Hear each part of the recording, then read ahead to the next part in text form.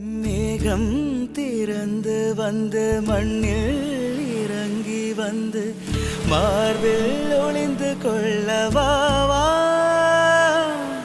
மார்பில் ஒளிந்து கொண்டால் மாறன் அன்பு வரும்.